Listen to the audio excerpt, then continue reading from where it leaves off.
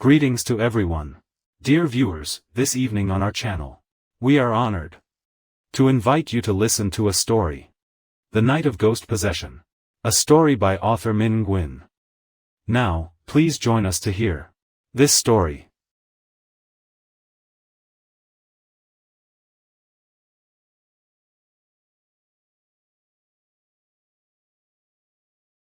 The bell rang 3 times, then the sky. Wind from the field swept into the yard, flipping white chalk leaves at Granny Men's gate, blowing incense smoke into people's faces. The funeral started at dusk, packed by 7 p.m. Yet everyone felt a chill. They huddled together. It is gonna rain. How creepy. Thick black clouds in the west. The toothless drink seller said while chewing betel. Eyes glanced at the bridge roof. The alley stood dead still. But the treetop trembled, as if someone shook its trunk. The old lady could only mumble. The funeral, it will rain and wind, she kept saying. A woman next to her snapped.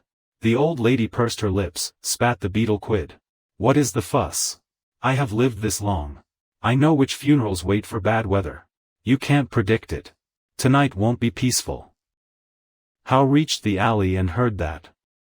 He carried a cloth bag, shirt soaked in sweat. He biked 30 kilometers from the province. He heard the old man died and rushed straight. Siu Men was Hao's granduncle. His grandmother's younger brother, lived alone. He was gentle, never raised his voice. He passed peacefully, lying in bed. The family found him when they came to cook. Greetings, Grandma, Hao said. Grandma, have they uncoffined Grandpa yet? Hey, Hao, you are back. Done since noon. Watch the house. As Kwong took a step. Just as he set foot in the yard, he stiffened. A smell hit his nose. Musty, fishy. Not incense, not human. Like freshly dug earth. Plus the stale stench of stagnant pond. He looked around the yard. The yard churned with bright kerosene lamps in the tent. But that light flickered, not landing on anything. What is that smell? Anyone smell it? He asked those nearby. In the winter cold, they frowned. What smell? You just got back from the road, your senses are off. Come here, bow to your grandfather. Hao did not argue, he stepped up to the coffin. A golden-hearted wooden coffin sat in the middle. Covered with red cloth, head facing the door. On the lid, 8 offerings, fruit, eggs, beans, and flowers. He knelt, hands clasped, incense smoke stinging his eyes. He had just bowed once when he heard a faint sound from inside the coffin. Like someone's nail scraping the wood. He steadied himself, hands still clasped. He thought he misheard. Around him, people were still murmuring. Children were crying. Someone drinking tea. No one noticed. He finished his bow, stood up, but his spine tingled. Grandma. He turned to find her, lowering his voice. I just heard a noise inside the coffin. A scraping sound, Grandma. I really heard it. Don't talk nonsense. I really did, twice. The old woman glanced at the coffin. Then looked up to the sky. I told you, no one hears it. I am dead tired from this unlucky day, child. They checked and said to keep a close watch, no gaps. Yet the whole bunch is so indifferent. Watch. What is there to watch? The body. Tonight someone must stay awake beside the coffin. Keep the lamp bright, no 4-legged animal jumps over. Dogs, cats, chickens, especially cats. Cat jumps over the body, the dead reanimates. Remember what I say, child. Hao heard that and felt a chill down his spine. Then he asked back. Why would it reanimate, Grandma? I do not understand. The toothless woman could not answer before a shout came from outside. A tall, thin old man with white hair. Wearing a dark tunic, he stepped into the yard. That is Mr. Khan, the oldest in the village. He used to be a guard supervisor, overseeing all patrols. Now in old age, he manages funeral rituals. People respect Mr. Khan wherever he goes. This lighting and you call it a vigil, unacceptable. I can't see a thing. Add more oil to the lamp. Assign 2 young men to sit by the head of the coffin. Two sit at the feet, stay awake until dawn. His clear voice commanded authority. The toothless woman looked at Mr. Khan and muttered, "Good thing Mr. Khan came. With him in charge, we can all relax. In this village, only he knows these matters thoroughly." How watched Mr. Khan. The old man walked around the coffin. Then he came to where How stood. He suddenly smelled that strange odor from earlier rising again. Stronger. He frowned. Mr. Khan gave him a glance. A sharp, cold look, then he moved on. How found a spot on the mat and sat by his uncle. He still felt uneasy since entering the yard. From the distant fields, a shrill screeching sound rang out. Sounded like a child crying, but not quite. "Uncle, what is that sound out there?" "It is a barn owl." "That creature's cry is a bad omen, child. Any house it cries over will soon have mourners. If it cries over a corpse, that is really unlucky. Don't mind it, or you will jinx it." How stayed quiet. He did not believe in omens. But that barn owl's wailing cry, in the dead of night, kept piercing his ears, making him uneasy. He glanced around. The incense on the altar burned unevenly. Some went out. Others flared and died, making the incense curl and droop. When alive, he lived alone at the village edge, right? He lived alone. This house backs onto a hill and a lotus pond. People have always avoided it. Few dare to stay. Only he was bold enough. But he was gentle, never upset anyone. So nothing happened. His wife died some 15 years ago. His only child left to seek work elsewhere. Lost contact for years. Sadly, he passed with no family beside him. How looked out the back through the open window. He saw only pitch black. The hill and pond were lost in the night. He could not make them out, but suddenly felt creeped out. Just then, an animal from the garden darted past the window, quick as a blur. How jumped. He only saw a long black tail. It vanished behind the woodpile.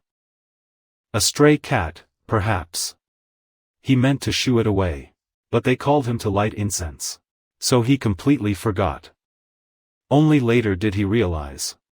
If only he would chase that cat away right then. But then, sure enough, it started to rain. Light rain on the tent roof, but strong wind. "Xin stay, I am staying with the old man." About 10 people in the house. Mr. Khan sat on the long bench, legs crossed, sipping his tea. 4 youths sat at corners, their faces tense. They sat near the head of the coffin, next to Quat, a young pallbearer from the village. As kids, they herded buffalo together. "How, you have been in the city, forgot village rules, huh?" "Forget, never. I remember when you and I stole Mr. Khan's bird nest. He chased us with a stick, we fell, remember. He is fierce. Old but his eyes still flash. I am not scared anymore. You know the Lotus Pond. That pond by his house was not always his. Then whose? My grandma told me it belonged to another family long ago. Then suddenly it was transferred to Mr. Khan's name. But forget that old story. Why bring it up?" How was about to ask more, but Mr. Khan from the bench called down. "You two, shut up, you talk too much." The two fell silent at the end, eyes still on the coffin. The oil lamp underneath flickered dim green. The whole room darkened instantly. Quat quickly lit a match to relight it. The flame caught and burned. Then How saw the shadow of the coffin. The coffin's shadow stretched on the wall, oddly skewed. This time, How was not the only one who heard the sounds. Quat startled and turned to look at the coffin. "Oh, what was that? Did you hear something, How?" "A scratching sound from inside the coffin, you kidding? She died stiff this morning. Or maybe a rat." "What rat can get through a sealed coffin? You are talking nonsense." The toothless old woman stepped in from the porch, holding a hurricane lamp, her face pale as death. "I told you so. I told you to keep a close watch. Hear that? It is stirring. You can't go yet. You are stuck. Lucky I sent for Master Lu from Dong village. Since How said he heard scratching. Hope he makes it." "Stuck on what, Ba?" How asked, voice trembling, and Graham had not answered yet. Then Khan stood up from his mat. Stop it. You young girls know nothing. Get out. I have seen plenty of corpses. They all crack. Wood cracks. Nothing supernatural. He cut off with a growl. Notice his hand on the cane trembles. She lowered her eyes, back to the porch, still muttering. Wood cracks, it is scratching. Just wait. Midnight, rain let up. All exhausted, some dozed, others leaned on posts. Khan dozed on his mat. Outside, the family's yellow dog. Tired, it lay under the palm. Suddenly it sprang up. It pointed its nose inside. Its hackles rose. It howled long, chilling to the bone. Then it tucked tail, scurried under the bed. What is with the dog? How, look. Quach ti tau, how. Before he could see the dog, his eyes caught another shadow. On the floor by the sandals. Two glowing eyes looking down at a cat. A black cat, no one's sure whose. It steps lightly. Each step, eyes locked on the coffin. How's spine went cold. How recalled her words echoing. Hit the cat, drive it off. He sprang up, grabbed a hat. He swung, missed. The cat dodged, arched. He swung again, grabbed a pole, poked the ceiling. Everyone woke, shouting. What is it? The cat's not out, chase it away. Don't let it jump into the coffin. Khan woke up with a start. The servant saw his face turn pale for the first time that night. Where's the cat? Kill it, quick, don't let it. You have not. Before he finished, the cat launched itself from the floor. It did not fall to the ground. It flew right over the coffin lid. 4 legs stretched out. The black shadow glided across Ju's face. Then it landed on the other side and vanished into the dark. The whole house fell silent. From the thick darkness inside the coffin, a sound echoed out. It was not a scratch anymore, but like breathing. A long, wheezing breath. The old woman's storm lantern fell and shattered. Fire spread on the brick floor, then went out. Light a lamp, hurry. Several matches struck in the dark. Trembling hands struck but no flame. Until the gas lamp outside the tent was turned up bright. Then everyone came to their senses. The coffin lay there. But the lid was slightly ajar. The lid's open, who opened it? Quat pointed, his voice breaking. No one answered. Khan stepped forward, trembling, and pushed everyone away. He looked down into the gap. The servant saw the corpse's shoulders tense, like it was straining. The planks are bulging. Let me. He put his hand on the lid and pressed down hard. It still did not budge. Sweat broke out on his forehead, even though the night was cold. Everyone. The old woman rushed in from the porch. She grabbed his shirt and pulled him away from the coffin. Don't press that coffin anymore. The more you press, the more it moves. We must get 5 colored thread and tie up the old man's hands and feet. Put the bodkin on the belly. Green bananas to block the chest too. Soft and gentle, but once it enters the old man, it is not. What does enter the old man mean? I do not get it. How asks, but his limbs are ice cold. Before the toothless woman can explain, Mr. Khan yells, shut it, old woman, this is a funeral. You come into their home. Chanting spells to scare the family. Bananas, knife, whatever, let me handle it. You handle it, then. But let me tie the string for the old man. What is it to you, blocking me? They argue, how finds it odd. Mr. Khan always handles funerals, the rituals of tying string and placing a knife. He knows better than anyone. Yet tonight he brushes it off. He looks at the toothless woman, then at Mr. Khan. A vague unease rises in him. Mr. Khan. How speaks? I am the younger one, you are the elder. Please let her tie the string for the old man. Better safe than sorry. If anything happens, I will regret it forever. Mr. Khan turns to Hao. The kerosene lamp light illuminates his deeply lined face. His eyes. Hao saw them as majestic. But there is something else, different. A hint of fear. "Oh, go ahead and tie it. Since you ask, tie it. But once it is tied, no more fuss. It is late, let the old man be." She does not wait for him to change his mind. She pulls out a handful of 5-colored thread. Red, yellow, green, white, black twisted. She tells him to gently raise the coffin lid. The lid Mr. Khan pressed would not go down. Now Quat just lifted it gently, and it came up easily. A fishy smell hit them. This time everyone saw it, not just how. The young men held their noses and backed away. Inside the coffin, the old lady lay still. Yet the cloth under the table, covering the old lady's face, was heaving up and down, as if a breath was underneath. "She is still breathing, folks, she is alive." A young man stammered. The toothless woman cut him off sharply. "Alive? What alive? Died this morning, stiff and already shrouded. That is not her worker. Tie the thread." Quat swallowed, reached his hand into the coffin. Intended to grip her wrists for the old woman to tie the thread. But as soon as his fingers touched her skin, he jerked back. Too cold. But it seemed it just moved. "Her finger just brushed my hand. Don't let go. Hold tight. Tie it."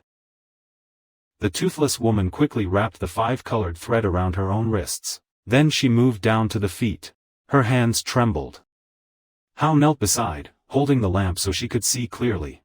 He bent down and saw. Under the old lady's gray skin, on her neck, something was running. A bulging, twisting vein. Like something slithering under the skin. He had never seen anything like that. On a dead person's body. "Grandma, her neck has something crawling. It is heading for her face. Tie the feet now." Just then, from outside the door came a sneering laugh. Tai, a pork butcher at the market entrance. A man big as a giant. He would been outside drinking, now he staggered over. "Heavens," groaned UPS, scared by an old woman's ghost talk. "Dead is dead. No ghosts. I have been butchering pigs my whole life. What am I afraid of, Tai? Turn your head away, what are you turning? Let me show the whole village the corpse is a corpse.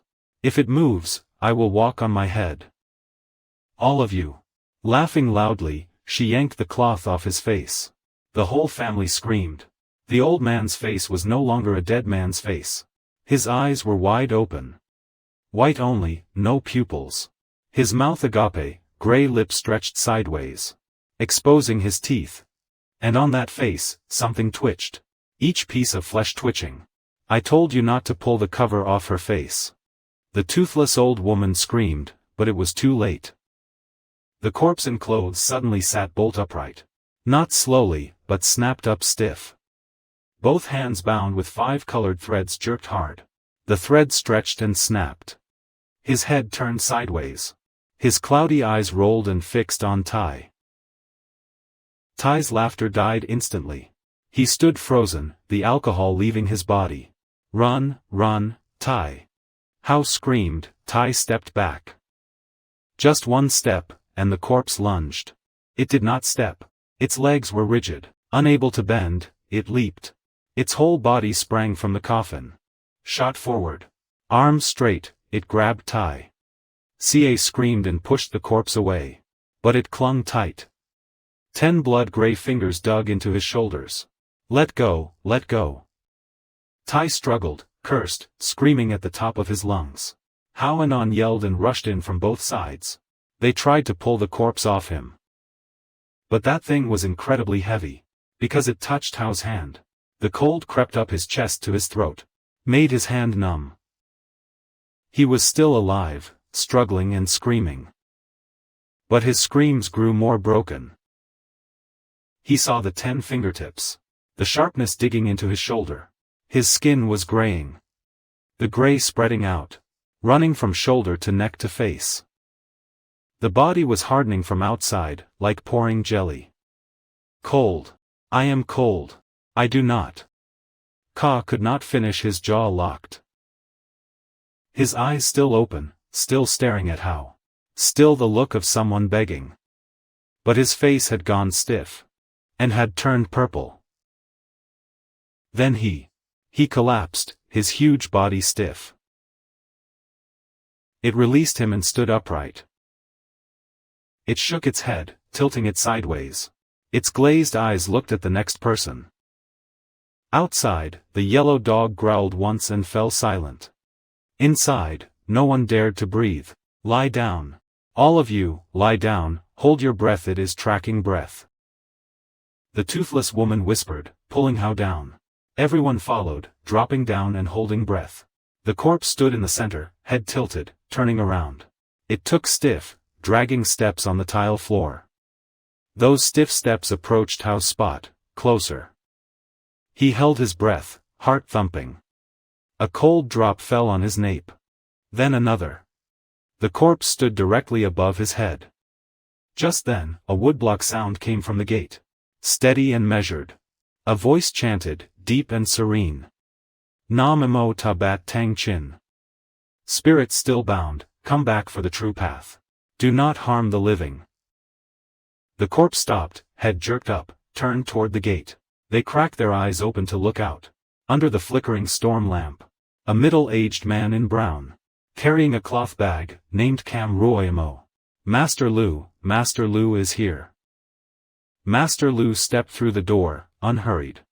He took a handful of salted rice from his bag, circled them, then resumed knocking the wooden fish. You, the body, have no sin. The spirit borrowing this body has the debt. I know you. When you hear the knock, retreat. Return the body so they can bury it. Master. Lu stared into the spirit's fierce eyes. The corpse bared its teeth. A frightening growl came from its throat. Then it lunged at the master. Master dodged to the side. His left hand flicked a talisman. A yellow one stuck to its forehead. The corpse screamed, clawing at its own face. How? Shout. Bring the coffin lid here, drive it back in. Master yelled, the two panicking lifted the lid. Master knocked rapidly while backing away, luring the corpse backward to the coffin. At the edge, he threw salted rice into its face. The corpse staggered and fell backward inside. The two immediately slammed the lid. Inside, the corpse struggled, pounding loudly against the wood, making the whole coffin bounce like a wooden horse. Hold it tight so I can nail it. Master Lu pulled out a sharp bamboo nail.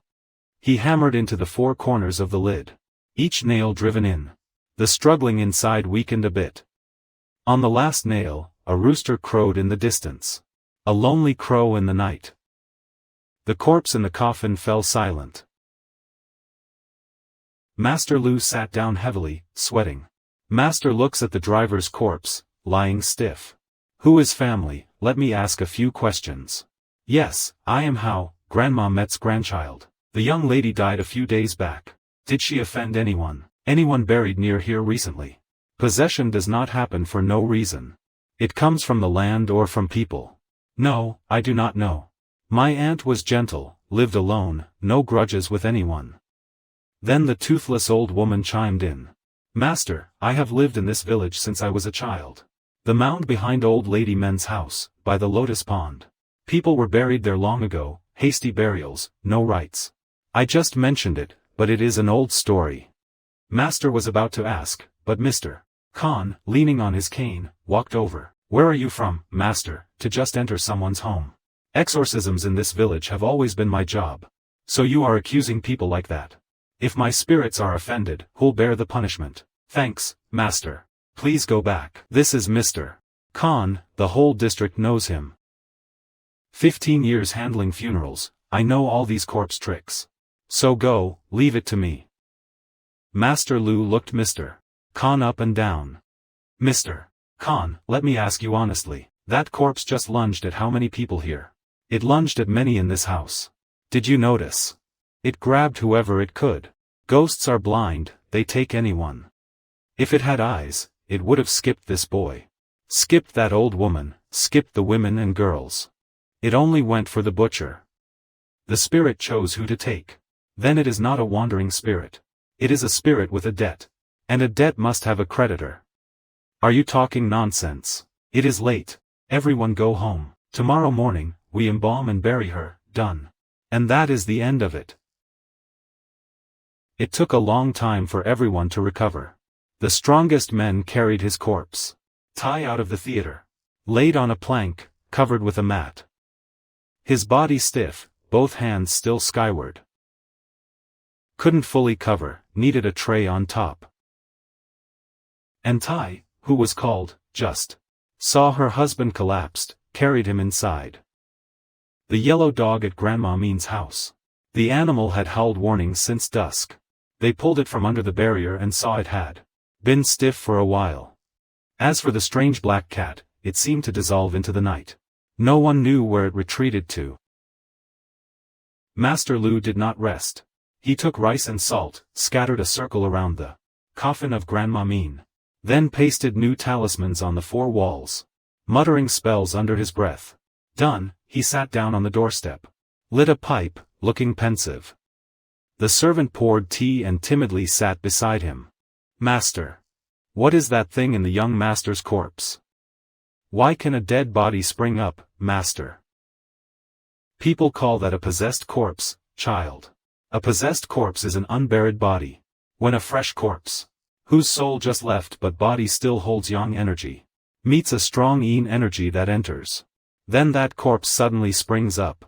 It is not Grandma Mean coming back to life. Her soul is gone. That standing body is just a corpse borrowed by something else. Like one borrows a coat to wear. So where does that energy come from, master? Many ways. Sometimes a black cat jumps over. Sometimes lightning strikes during burial. Sometimes a vengeful spirit lingers near our house tonight. Teacher suspects it is more likely. The cat that opened the door is still. The thing that crawled in is much stronger than a regular spirit. It has a purpose. You see, when it gets in, it grabs people, not like a wandering spirit that just loafs. The toothless old woman sitting nearby, hearing that, clasped her hands. With a trembling voice, she told more to the people coming back down. The elders' teachings are never wrong. A house in mourning must be guarded like a newborn. Keep the lamps bright. People stay awake all night, absolutely no dogs or cats near. Let one slip and disaster strikes. I have seen it once before. In the neighboring village, same scene. Terrible, it took 3 lives before it settled. The listeners' faces drained of blood. Some stood up to leave. But looking outside, the sky was pitch black. Then hearing the soul-calling cries from that guy Ty's house. No one dared step out of the compound. Now at that moment, Howe noticed something that made his hair stand on end. Mr. Khan did not go home. Normally, someone who saw such a horrifying scene at the funeral would either step up to handle it or be too scared and go home. But this old man did nothing, just sat huddled in a corner. His gaze and the coffin made people afraid. It was the look of someone keeping watch for something. Scouting something. At one point, Howe walked past the old man. He overheard the old man muttering in broken phrases. Why now? Why this corpse? It has been 25 years, though. Howe froze, but when he turned to look, Mr. Khan had his mouth shut, glared at him. What are you looking at? Go somewhere else. He then quickly slipped away. But in his heart, a doubt lingered. The more he thought, the creepier it felt. 25, what did the old man mean by that? What happened in this village 25 years ago? Dawn broke, rain stopped. The dampness clung to the village. News of Ty spread. Dead at the funeral. Lawn rushed like the wind. People flocked to see. The alley was packed, whispers buzzing. Ty's corpse was stiff, face blackish, mouth twisted. Both arms raised to the sky. Strong men had to break his arm joints to lay him flat. Every time they heard the joints crackle, the crowd would flinch and step back. They sat slumped in the yard, exhausted, minds reeling. He kept hearing Master Lu's words. It has eyes, it is a spirit with a debt. He remembered last night. It was the corpse that passed him and Grandma Mom, charging straight at Ty. Why him? Have a drink of water. A gentle female voice spoke. Hal looked up. A girl of about 20, in a faded brown shirt. Pale face but kind and gentle. Thank you, miss. You are. I am Sun. I live with Grandma Mom. Last night I heard the story. I came to help her with the incense for the deceased. She was kind to me when she was alive, gave me sweet potatoes, corn. She was very gentle. Grandma Mom came out, heard that, and sighed. You see, she has been an orphan since birth. So pitiful. Her father was also from this village. Where is her father? How asked. Grandma and Sun exchanged glances. Sun lowered her head. Grandma pulled How aside and lowered her voice. This story. No one in the village is sure, but you are a decent person. Still stuck in this debt. Tell me about it. A servant named Dao, back in 25. He was a poor boy. A gentle hired hand, as meek as soil. He worked for Mr. Khan. When Khan was still village chief. Then what, Dad? One day, Khan's house lost a silver chest. Khan accused Dao of stealing it. Dao swore he did not take it. But Khan had power and influence. His word was law in the village. They tied Dao up and beat him. That night he vanished, never seen again. He ran away, Dad. Husband thinks a man with a broken leg. On a stormy night, where could he go? His wife was pregnant with son. She searched everywhere for him. Even to the mound behind the lotus pond, crying and calling. A few months later, she gave birth to son and died of exhaustion. As for the lotus pond and Dao's field after that, no one knew why they were transferred to Khan's name. A voice chimed in from behind. It was Master Lu. The mound behind the lotus pond. Can you take me there? I think I know who last night's corpse was looking for. The mound nestled in the lotus pond, near the cemetery. Overgrown with weeds, no one goes there. Master Lu circled the mound, pausing now and then. Sticking an incense stick into the ground. At one spot, incense just stuck in. The flame snuffed out. There was no wind. So he stopped there. Someone lies here, restless. The master said. How and Quat, take a hoe and lightly dig the surface. Just dig. About 2 arm lengths in, his hand hit something hard. A bone. Then another. A human skeleton curled up, unburied. The skull remained, and How saw. One temple of the skull was shattered open. Heavens, on Dao, is this him, madam? Sun broke down sobbing. Granny Mom's eyes welled up. Teacher Lu bent to inspect the shattered skull. This was not a theft and getaway. His head was bashed in and buried here that day. Died wrongfully, died enraged, unable to find peace. 25 years in cold earth, hatred unavenged. Last night, at the old house. The door opened, dark energy rose. It was the death anniversary. So the wronged spirit lay in wait. It used the body to rise. They stood nearby. All the fragmented pieces. In his mind, it all clicked. That rancid smell hit you the moment you walked in. The smell thickened each time Mr. Khan passed. Like fumes from the soil, clinging. The one who buried him there. The way he stopped the pillar from being set. Not allowing anyone to touch the coffin. The way the body bypassed everyone and went straight for Tai. And that guy Tai. Did Tai have any connection to Ondao back then? Granny Mom sat up and slowly nodded. His face pale. That is right. How could you forget? The night Ondao vanished, Tai and some guys, summoned by Mr. Khan, carried a bundle in a mat. They were young then, hired by Khan. Afterward, they had money but kept their mouths shut. So they did carry it that night. Granny Mom did not finish her sentence. She did not need to finish. How already understood. The corpse last night did not strike at random. It found exactly one of those who had carried Mr. Dao to this mound to bury. It will rise again, won't it, Master? Master Lu then slowly nodded, eyes looking toward the village where Mr. Khan's roof had risen behind the bamboo grove. As long as the one who caused this death has not paid the price. Every night it will rise and it will find the ringleader. Master Lu said to temporarily cover Mr. Dao's bones, light 3 incense sticks. then pulled how to sit by the mound. Listen, child. For your corpse to stop rising. There is only one way, resolve the injustice for the one under this mound. Exhume the bones and do a proper soul-summoning ritual. The most important thing now is to drag the killer into the light. Make him confess before the spirits, so the grievance is cleared. Then he will be willing to leave. What about the young man, your relative? The old man is just a borrowed corpse. Once the injustice is resolved, the curse on your relative will lift itself. But remember, from now until the ritual is finished, absolutely do not open the coffin. Do not remove the nails, do not let anyone touch the ceiling nails. Your incense and my talismans only pin it temporarily. Each night that passes, the vengeful spirit grows stronger. The nailed talisman weakens. After midnight, the vengeful spirit is fully powerful. The nailed talisman loses its power. They then nodded, engraving it in their hearts. When the two masters got back to the old man's yard, they saw Mr.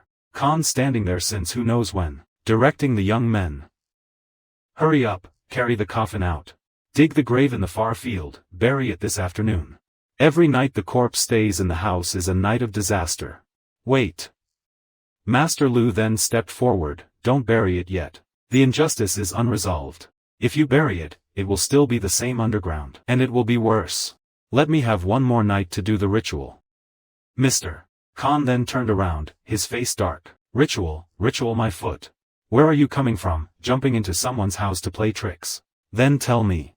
The mound behind the lotus pond. No one's allowed to go there to dig. Digging up the dragon vein will destroy the whole village. So do not listen to that blind man. The toothless woman told this brat to stir up trouble. Hearing that, his heart shuddered. He had not told Mr. Khan about the mound or the skeleton. Yet Mr. Khan already knew and forbade digging. Did he know what was under the mound to forbid it? He looked at the old man. This time, no longer as deferential as the night before. In his mind, a terrible name began to take shape. Mr. Khan knew the boy and the teacher went to the mound to dig. He questioned, but Mr. Khan cut him off loudly. The whole village is buzzing. Am I deaf? I heard everything. You are just a brat who has not eaten enough to worry about such things. Don't twist adults' words. Just worry about burying your grandfather. After digging, the grandson just came back to the yard. His feet still muddy from the big mound. How did that news reach your ears so fast? He pressed on with questions. Mr. Khan choked for a moment, or his cheek twitched, unable to retort immediately. The toothless woman stepped out from the house, bracing against the cold, unafraid of the ghost. Mr. Khan, what are you panicking about? They are trying to clear the dead's grievances. Why are you stopping them so fiercely, or are you afraid of something? Old hag, what are you saying? You claim I am afraid of something. I did not say anything. I just asked if you were afraid, and you are getting all flustered. Mr. Khan glared, raising his cane as if to strike, but Teacher Lu stepped in forcefully. We have not buried him today. I asked the family to keep the coffin for one more night. Tonight I will set up an altar. If you do not agree, Mr.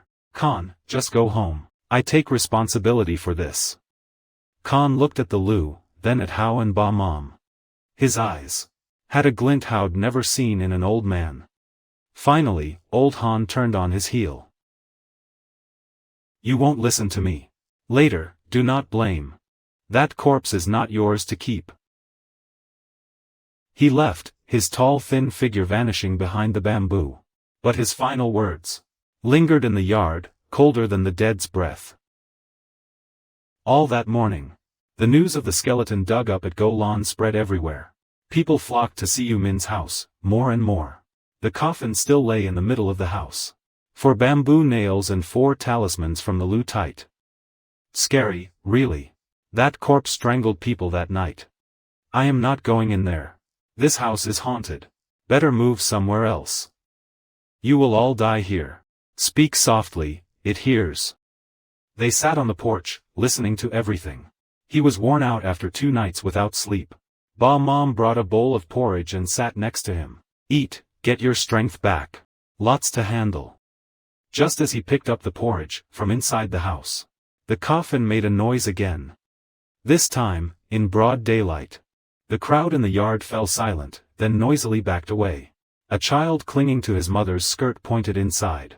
Mom, the yellow paper on the coffin is burning. Everyone looked. One of the Lu's 4 yellow talismans pasted on. Its edge charred, peeling with a thin wisp of smoke.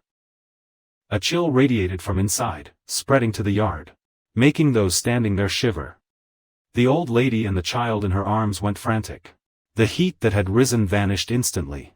Don't let anyone in. Leave it as it is, master. The Lu said it won't fully awaken until night. But do not provoke it.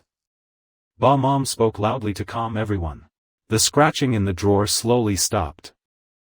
The crowd had thinned out. Only a few relatives along with Hao and Sen remained. Huddled together on the porch. They set down the bowl of porridge, could not swallow. He turned to Ba Mom, his voice lowering. Grandma, tell me more about Vin Dao. I want to know how they were cruel to him. Yet even in death, the grievance has not faded. Ba Mom sighed. Her eyes looked far away, as if gazing at the old times. On Dao Ha. Back then, nobody in this village hated him. He was very kind. Poor family, lost his father early, worked as a hired hand from childhood. He did whatever he was hired for, without complaint. And he was honest. If anyone underpaid him even a little, he would not dispute it. If anyone overpaid him, he returned the extra. Many village girls had their eye on him. But he only loved Yukon Sen. So how did it come to that, Ha Ba? Because of the Lotus Pond. The pond with the fence. That field was left by Ondao's father. Old Khan, from the same village, was rich but greedy. He was obsessed with that pond. Because it was right next to his house. He wanted to merge it into the biggest field in the village. He tried to buy it several times, lowballing, but Ondao would not sell. He said, "This land from my ancestors, I must keep." Old Khan was very angry because he could not do anything. Then one day, Old Khan's household claimed to have lost 100 silver coins. He falsely accused Ondao, claiming the worker stole it. Ondao was lying in the field when they tied him up and dragged him to the commune hall. He screamed his innocence until he was hoarse. You know. Back then, only your CU men came forward to testify. Your young master. CU men and Ondao were very close. That day, he ran into the middle of the commune yard and hugged Ondao. Shouted at that rude Khan. Old men said that Dao never steals. I stake my head on it. Don't falsely accuse people. The whole village heard. But, you know what Old Khan did? What? That old man pulled old men aside, leaned in and whispered. No one heard what he said. Only saw old men's face turning purple from anger, then suddenly went pale. He did not say another word. Later, old men told me privately that Old Khan threatened that if he defended Dao, he would charge his whole family with conspiracy to steal. He had ways to ruin his family. Old man was tired and scared. He had a simple wife and young children, so he stayed silent. That night, they locked Dao in the buffalo shed. It rained heavily after that. In the morning, he was gone. Old Khan spread rumors that he ran away because he was guilty. The whole village, including old men, knew it was not true. But no one dared to utter a word. But his wife Sen dared to defy. She kept holding her belly, searching for her husband everywhere. So pitiful, child. After a few months, she gave birth to Sen. Out of sadness and exhaustion, she left the child with me and followed her husband. Since then, I raised little Sen. She sat in the yard, head bowed, tears pouring. Then looked at the girl, then looked inside. Where the coffin of the young man lay. You feel pity for old men, pity for Dao. Pity for the whole village that lived for 25 years with a sin. An evil that they pretended not to know. Grandma. Tonight, no matter what, you must make it right. This injustice must be avenged, child. Don't let your young master. Do not let Dao suffer another day. I, toothless old woman, looked at you and nodded. You look like old men when he was young, but you are braver. Hope this time heaven will be merciful. Night 2 falls. Master Lu sets a small lamp in the yard. Arranges incense, an altar with Ondao's name. Inside, the coffin. The boy lies still. Hao and Quat with relatives take turns watching. Grandma Mom and Sen sit on the porch, waiting. No one dares sleep. How did you think Mr. Khan was strange today? Quat asked. Yeah. I saw he was scared, but of what, I do not know. Honestly, that lotus pond of his. She said it used to belong to Ondao. I thought it was nonsense. Then they found his body by the pond. That gave me chills. Keep your voice down. House stopped him, but inside. What he was about to say was exactly what he was thinking. Past 2 in the morning, dew falls thick. The oil lamp inside flickers out. How? Just as he was about to refill it, he hears footsteps from outside the gate. A tall, thin figure slips through the gate into the yard.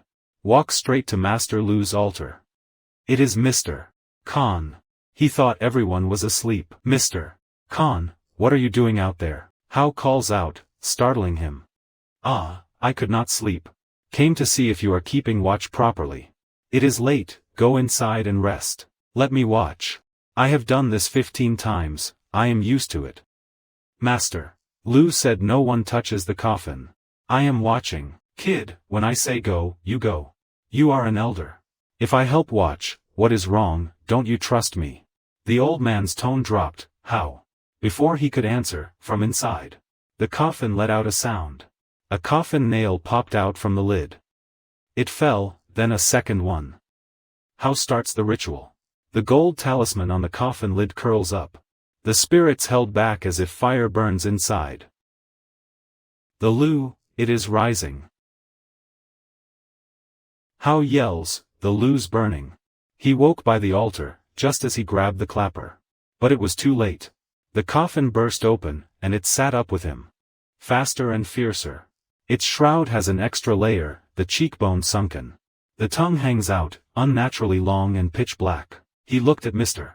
Khan and suddenly understood. Old Man Len came to the altar to sabotage, not guard. He got Hao inside so he would be alone in the yard. He used his hands to stir up the altar. Finished the offerings, grabbed the incense and tablet. For the ritual to absolve the Lu Hongbok's grievances. But he never expected the corpse in the coffin. Didn't wait for anyone to remove the nails. Just one breath of the living who owed gold stirred it up. The vengeful force threw off nails and talismans from inside. The corpse dragged its face across the yard. This time, many people were in the yard. How, Quat, Toothless and Mr. Khan, Old Bin, one of the distant relatives who came to help watch. The head slowly swept across each face. Then stopped at Old Bin. Old Bin was about the same age as Mr. Khan, hunched back, pockmarked face. He cowered behind a pillar, trembling. It was not me. It was not me, I only carried it. Mr. Khan told me to carry it, spare me. But the corpse did not listen to pleas. Its stiff body leaped and burst out of the coffin. Launched a long leap, lunged and grabbed Old Bin. Help, help, how, Quat. Old Bin could still scream. He struggled, kicking his feet wildly on the ground, scattering the pile of ash and incense. They shouted and rushed in, each grabbing one arm of the corpse. Pull. Its skin's chill goes bone deep. Let him go, release. The servant screamed and pulled with all his might. But the corpse seemed rooted. Its 10 fingers clamped around Old Bin's neck. Right under his own hand. A gurgle in Old Bin's throat. His pockmarked face turned purple, eyes bulging, tongue out. He jerked a few times then stiffened. Both hands hung limp to the ground. The corpse released Old Bin and slowly stood up. It did not look at Hao or Quat. Its head slowly turned, its cloudy eyes toward the gate, where Mr. Khan stood frozen. The whole village saw with their own eyes. The corpse does not grab strangers. It passed over Hao, over Quat, over women and girls. It only sought those who, years ago, had a hand in Ondong's death. Mr. Khan, drained of blood, backed toward the yard, tripped on the step and fell forward. But just as the corpse was about to jump, Teacher Lu managed to strike a long gourd beat, and tossed a handful of coarse salt. The corpse halted. Teacher Lu struck and drove it back to the coffin. How, nail the lid shut, hurry. It is almost dawn. Why did not you do the ritual, too late now. The two wrestled to slam the coffin lid. Quickly nailed a few new bamboo pegs. Only when the rooster crowed did the corpse finally settle. In the yard, Old Bin lay stiff. His neck bore 10 black finger marks. Mr. Khan had vanished without anyone noticing. Teacher Lu sat breathing heavily, looked at Hao, his voice heavy. You heard Old Bin say it was not me who killed. Mr. Khan told me to avoid the hour. Now we know the ringleader. But the denial of a dying man is not enough. The ghost itself must point him out. Before the whole world. Tomorrow night we will hold a ritual at the mound. I will call Dao back. That morning, no one went to the fields. 2 trees died in 2 nights, both the same way. People were scared, but the fear was mixed with something more. Old Bin's denial, I did not kill. Old Khan told me to carry it and move it everywhere. They sat in the yard, surrounded by 10 villagers. Mom stood up. This time she did not lower her voice. She spoke loudly for all to hear. I am 70, today I speak the whole truth. If I am wrong, may heaven punish me. The Lotus pond with the 3 fences. Mr. Khan's fields today, back then, were Brother Dao's, father of Sun here. Ancestral land left by his father. When Khan was village chief, he was obsessed with that pond. He tried to buy it many times, but Dao would not sell. Then what else, bah? Then Khan suddenly claimed a silver box was missing. He falsely accused Dao. He said the hired hand stole it. Tied and beat him. Dao cried out his innocence, shouting loudly. I remember clearly, he was dragged past my gate. Bloody-faced, he still turned back to plead. That night it rained hard. Next morning, Khan said he escaped. A man with a broken leg, where could he go?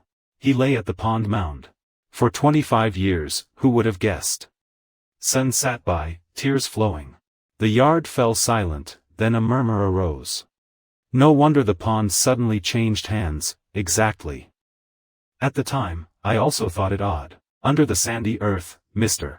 Khan, as village chief, was all-powerful. Old Bin just died. The others all carried his body that night.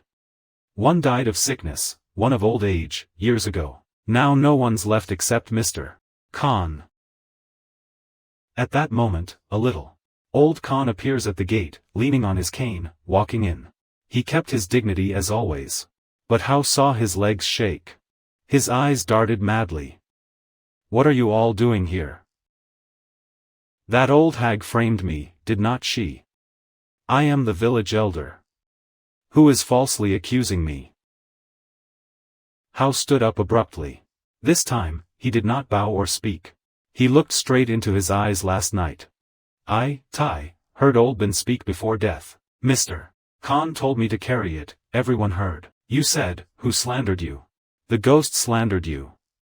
25 years ago, where were you? The night on Dong vanished, what did you do, speak. You brat, how dare you? Mr. Khan raised his stick, but no one was scared anymore. Some young men stepped forward, shielding How. Old Khan looked around, for the first time seeing all. The village turned its back on him. His face went pale, red, then pale again. Teacher Lu came out of the house. In a calm but clear voice, Mr. Khan. I am not accusing you. I am not an official, not a judge. But the ghost out on that mound knows. Tonight I will set up an altar to call on Dao back. Let the wronged and the innocent be spoken by the dead themselves. You are an elder. If you are honorable, come out with us. Stand before the spirit. If the spirit does not take you, you are clean. The whole village apologizes. Do you dare? Teacher Lu's question was like a trap laid in the yard. The whole village watched Mr. Khan, waiting. If he were innocent, he would dare. Old Khan, He tried to speak, but his throat tightened. A moment. Long after, he finally spoke, his voice stripped of all authority. I do not have to listen to some teacher. Just cheating the commoners. Calling spirits, nonsense. I am not going. You are not coming. So you have answered yourself. A clean person does not fear death. Only blood debts and fear of ghosts. Old Khan stood frozen in the yard, face gray as lead. Around him, whispers rose again, this time full of rage. He backed away slowly. Then he turned, leaning on his cane, and almost ran toward his house. That tall, thin shadow. 12 nights ago, it was someone the whole village feared and respected. Now he is cowering like a dog with its tail between its legs. In the afternoon, How helped Teacher Lu prepare the ceremony. He worked while thinking. In his heart, there was still a lingering doubt. Teacher. I still do not understand why Dao's spirit possessed exactly that body.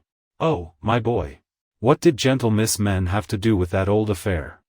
Teacher Lu stopped and looked at him. You ask exactly what I am also trying to untangle. This morning, I asked Grandma Mom, you know. Uncle Men and Ondao were very close back then. When Uncle Men was young, he was the only one in the village who believed Ondao was innocent, and he even dared to argue with Mr. Khan. But after one argument, Mr. Khan threatened him, threatened that his whole family would suffer. So he got scared and shut up. She carried that burden for 25 years. Until death, she still felt remorse. So that is it. The spirit did not borrow a random body. It possessed the only person who knew its innocence but did not dare speak. The living owed it a word, so in death, the body must grant it a path back. Do you see? In life, silence before evil is also a debt. He felt a chill down his spine. Not because of ghosts, but because of the truth teacher just said. So tonight, during the ritual, will he be at peace, teacher? Wronged, for Tao, it eases the old man's debt. But later, the master warns you first, to steady your stomach. Tonight won't be easy. The circle has tasted blood. The debtor is very strong, but the ringleader has not come out. The wind has not claimed the main one. He still stirs and holds, so be brave. No matter how horrible, do not run away. Run, and it will catch you.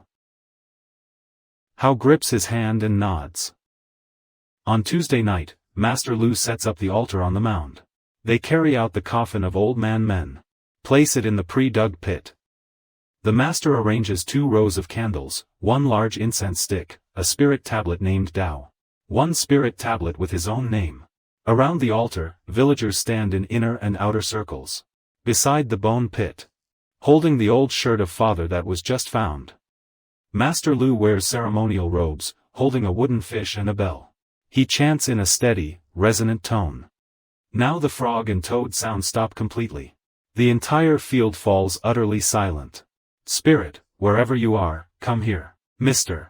Tao, your grievance is now clearly heard. Come back, do not linger in the mortal world. Don't possess the body of the innocent. Go home and take incense smoke. So your child can call you father once. The wind begins to rise, not an ordinary wind.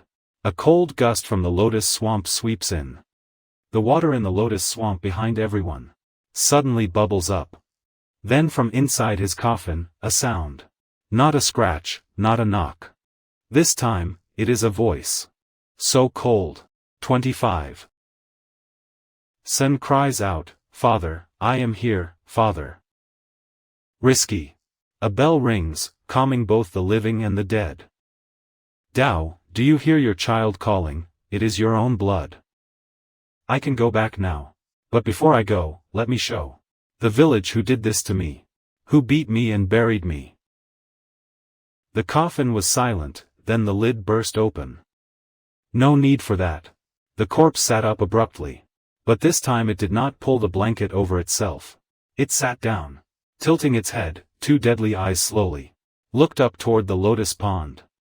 And from the pond, a figure waiting with splashes ran toward. That was Mr. Khan. He did not know there was a ceremony on the mound. He snuck out to the pond at night, planning to dig up bones and throw them away. His hand still held a spade. He and his grandson reached the pond's edge and stopped. He blinked and looked at the whole village. Mr. Khan, what are you doing here? What is the spade for? How asked with a trembling voice. Khan stammered, I went frog hunting. Frog hunting. The whole pond's been silent, not a croak. What are you hunting? Frog hunting, but you brought a spade. You, Khan, are the grave robber. You planned to dump the bones. Old Khan could not answer, the spade fell from his hand. The corpse under the blanket in the coffin suddenly raised itself. The swollen arm lifted and pointed at the old man's face. You hit me with a stone mortar on the temple. You told them to carry me and bury me here. You stole my pond. So my wife died, my child orphaned, Khan. Each word uttered made old Khan flinch. He knelt down immediately, hands on his head. And this time in desperation, he confessed everything. Yes, I killed him. I beat him. Because he refused to sell the pond. I begged to buy nicely, he did not sell. So I hid the silver box the king gave him, framing him for theft. I only meant to scare him. Who knew he would be stubborn, cry innocent, threaten to sue? I panicked. That night I went down to the jail. I grabbed the stone mortar and struck once. Just one hit, he lay still. I called that driver, Old Bin, to carry him. I gave them money. 25 years passed, I had no peace. You think I am happy? Every night I dream of him. Whenever the village had a funeral, I had to go. Had to keep watch, look carefully. Afraid one night his corpse would rise up. 25 years I have kept watch for the whole village, not because I am good. So I am scared. I am as scared as on that night. The whole village went silent, so that is how it was. The Lu sighed, lowered the spear. You have said it yourself. Before the spirit, before the whole village, you confessed. So now kneel and bow to them once. Beg forgiveness, maybe you will die in one piece. The old man was cornered. His true nature showed for the last time. He did not kneel, but snatched up the Mai tree from the ground. Instead of defending, he lunged at the kneeling son. It is her fault. It is your family's fault, you all must die for me to have peace. He swung the Mai down, Sen dodged. How lunged, pushed Sen aside. The knife missed and stuck in the ground. Old Khan pulled up the Mai, ready to strike again. Quat from behind hugged his waist tightly. The two sides struggled, the Mai swung wildly. But everything stopped when a cold breath swept in. The corpse of old men had left the coffin. It did not leap. It walked step by step, slowly. Each step it placed, the grass beneath it withered and turned. Its head was twisted completely to one side.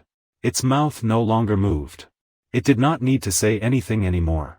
Khan's wife quickly backed away from him. Khan turned and saw the corpse standing before him. He screamed and swung the knife straight at it. The blade sank deep into the corpse, one drop of blood. It looked down at the blade stuck in its shoulder. Then slowly raised its head and looked at him. Khan let go of the knife and stepped back. But behind him was the edge of the mound. And the dark, murky pond water.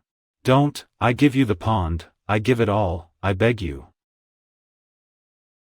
Khan knelt and prostrated, but it was too late. Two bony hands grabbed his head. Each hand pressed against his temples. Khan thrashed and kicked wildly. Help, help me, everyone, I beg you. Not a person moved. The whole village stood with torches, watching. Some looked away. How, holding Sen, could not look away. He saw the two hands begin to tighten. Khan's head caved in at both temples. Khan still cried out, his voice growing weaker in pain. Then a dry crack. Like the sound of splitting a coconut. Khan's skull shattered. His scream cut off abruptly. From the break, a whitish fluid oozed out. His eyes bulged and popped out. The corpse let go. His head dropped and tilted to one side. His body slid on the slick mound edge, sliding down to the pond's edge. And the black pond water sent up a large stream of bubbles, to receive that body and swallow it. Then the pond surface closed, still as paper. The lotus pond he had craved all his life. Claimed at the cost of a life, it finally took him. On the mound, the corpse stood still for a moment. Then its whole body sagged, shoulders drooped.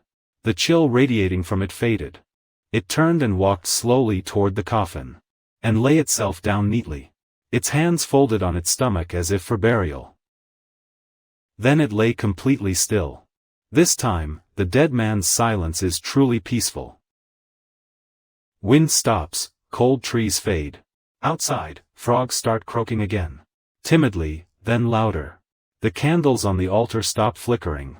Flames rise straight, turn warm yellow. Thay Lu steps to the grave, calling on Dao. Kneels, knocks 3 times. Thay Lu's voice softens. Dao, your grievance is known to the whole village. The one who wronged you has been punished by heaven. The pond and field will return to your children. Go in peace. This life, you suffered. Let go of that injustice. Don't carry it with you. Go, your children see you off, the village bears witness. Zhenfang sung sobs by the father's national shrine. This time, not the usual bitter crying. But the cry of a child. 25 years not knowing father's face. Now finally able to cry for father once. In that moment, Hao saw. The two brothers thought they saw. On the calm lotus pond, a white lotus. Suddenly slowly opening. opening though it is midnight, though not the season. A scent of lotus wafts, gently entering. Then in that fading scent, into the bones. Carrying something light. Like a sigh after 25 years of holding. Mom folds her hands and mutters. Amida Buddha, so he is liberated, poor thing. Kind but died tragically, only now after 25 years gets this day. Thay Lu stands, turns to Hao. His face relaxes but still looks pensive. It is done, your body from now is at peace. You, respectfully recite and then bury properly. For the bones, dry them, tomorrow choose a good day. Place them in a small pottery urn. Rebury him in a proper grave. And carved a tombstone with the person's name. Living without his word of truth. A 25-hour grievance is not worth his decent tomb. Thank you, teacher, without you, my whole village. Nearly choked, waved hand, do not thank. I am just a bell striker clearing the path. The main thing is, the grievance demands itself. And thanks to people like you, like Granny Mom. Dared to stand up, dared to speak the truth for. Just think, if on the first night, you do not believe there is a scratch inside the coffin. If Granny Mom did not dare to tell, then this grievance would still lie under the mound until who knows when. The spirit is fierce, but only towards those who owe it. Almost looking at the coffin of the young man. In his heart suddenly welled up an indescribable sorrow. You tired a lifetime of gentleness just because of one moment of fearful silence. So that at death, the body still had to bear a grievance journey for others. The next morning, the village seemed to have just gone through a plague. People dragged each other to the edge of the lotus pond. Some said they saw Mr. Khan endure the trial last night. Some said they had to dredge and bury him. But by noon, they pulled up the old man's body. The bloated corpse, both temples smashed. Face still bulging out. No one dared look long. They rolled him in a mat, hastily buried at the corner of the cemetery. Ghost without tombstone, without grave. At the house of the rich man, Old Bin's house. 2 groups of monks arrived almost at the same time and still. They wore white headbands but did not dare raise their faces. Because the whole village now knew. Their husbands and fathers back then had dipped their hands in carrying the person down to that grass. The descendants of Old Khan's family, when meeting, did not dare go out on the road. By evening, the eldest son of the old man brought papers from the land to the house. Granny Mom placed the lotus and bowed. Miss Sen, the lotus pond with 3 fences of fields should have been yours. My father did a 7-virtue deed. I, as his child, beg to return. I also beg on behalf of my father. His spirit returned and bowed. Even my death can't wash this away. Amid the paper, tears fell, the girl nodded. Go home, it is over, the dead are dead. I do not blame you. What goes around comes around. The toothless old woman sighed and patted Sen's back. The girl said the smell is like Dad's. How'd you survive till now? Seeing your child like this must be comforting. A few days later, the Lu picked an auspicious day. They prepared a small earthenware urn. Brother Dao's remains from the cold mound were brought back. Reburied on high ground at the village head. A decent grave was set. Wearing a white mourning scarf, leaning on a staff. As a child, you mourned your father. The whole village attended. People felt pity for Brother Dao. And as if to atone for the village's old mistake. The mistake of trusting a powerful man. And abandoning an innocent dead. As for Grandma Men, after the spirit left, she was carefully laid out. Her face relaxed into peace. They buried her right beside Brother Dao's grave. Hao lit incense for the old man slowly and murmured a prayer. Eat and rest, okay. That debt you owed Brother Dao, you have paid it. Paid with your own life. I do not blame you. I just feel for you. The Lu stayed in the village a few more days. Tied up loose ends, the two prepared to leave. That morning, Hao saw the teacher off at the village entrance. The brother still had many doubts in his heart. He then asked. Teacher, may I ask, if it was not that first night? Why did our old lady suddenly rise? She died normally, of old age, what wrong did I do? The Lu then replied. Remember the black cat jumping over the coffin? In the old days, they avoided that, the elders had a reason. When someone just dies, the soul leaves but energy still lingers. Like a house just emptied, door left open. A black cat, a een creature, leaped over. The een energy swelled, flung the door wide open. House unbarred, door open, a stranger entered. That stranger that night was on Dao's soul. Lurking for years. So your body is just an empty house, right? The corpse is just a body for it to borrow. It can't harm anyone without that body. That is why the elders warned. When someone dies, guard the body carefully. No cat jumping over, no lamp standing. Don't cry and let tears fall on the dead. So why could not your talismans and nails restrain it? On the second night it broke free, on the third night it was sealed again. Because the master treated the symptom, not the root. Talismans, nails, rice, salt can only imprison the corpse. Block the body. But the grievance in its heart, what talisman can imprison that? The heavier the grievance, the stronger its power. On Dao died unjustly. Robbed of life, property, and his child destroyed. That grievance, accumulated over a dozen years, is as powerful as a flood. The master could only build a temporary dam. To drain the water, you must clear a path for it. Hao realized something. He asked the one thing that still made him most uneasy. Master, what if that night it did not find Mr. Khan? Would it take innocent people, Master? This is a good question. Listen carefully, child. A vengeful spirit is like a knife. In the hands of a just person, it chops wood. In the hands of an evil person, it harms people. A vengeful spirit is the same. A righteous grievance only seeks the one who owes it, like on Dao. It spared you, it spared the maid. Even though you two stood right beside him. But if a grievance is left for too long, let it swallow more blood, more hatred. Then one day it becomes a demon. Or the kind that no longer distinguishes, it hunts immediately. It catches whoever it meets. Hao was silent, thinking about that final night. The murderer stood right next to him and let him go. It turns out the line between a wronged soul who still knows right and wrong, and a blindly vengeful demon is that fragile. I remember your words, thank you, Master. Master Lu patted his shoulder and laughed. I taught you nothing about charms and magic. That is not your calling. But I will give you one piece of advice. Carry it with you forever. In this world, ghosts are less frightening than people. The ghost of Ondao only demands its killer. But a man like Old Khan kills one person. Demands a pond, then laughs and talks in the village. 25.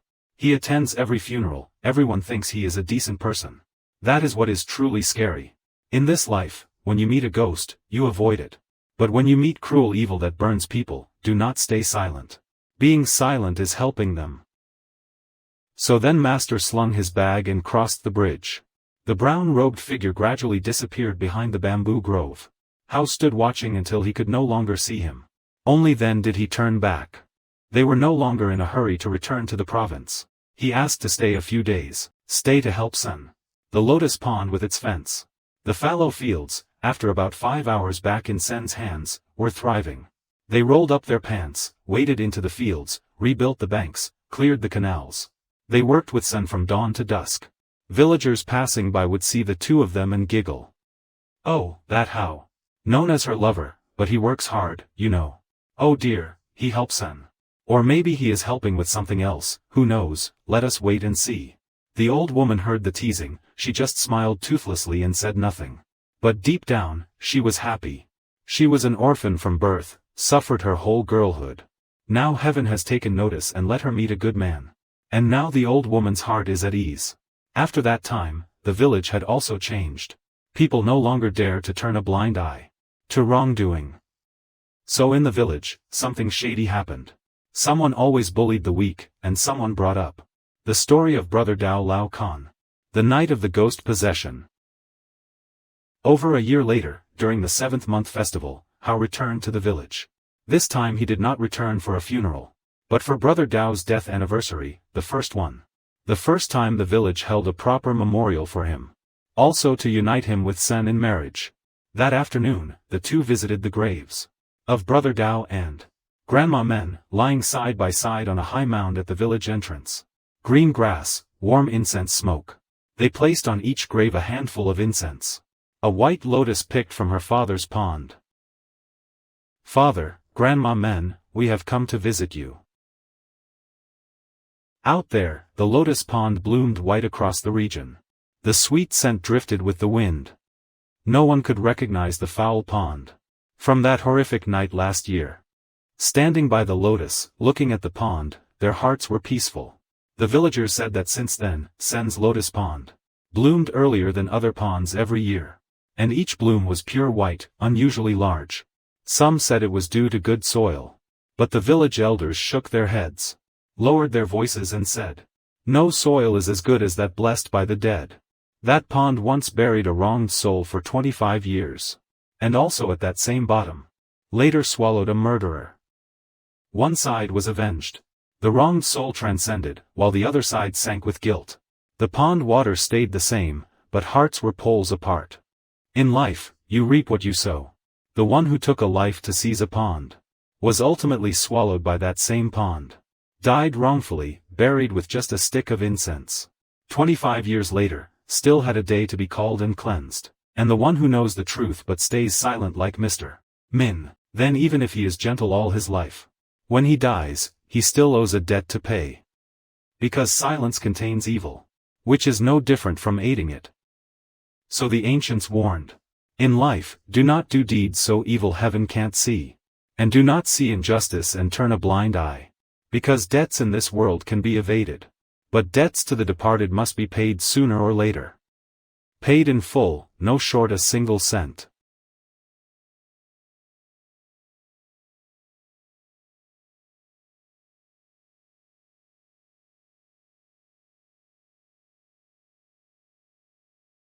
Thank you, dear audience, for listening. Goodbye and farewell. And see you again in the next stories.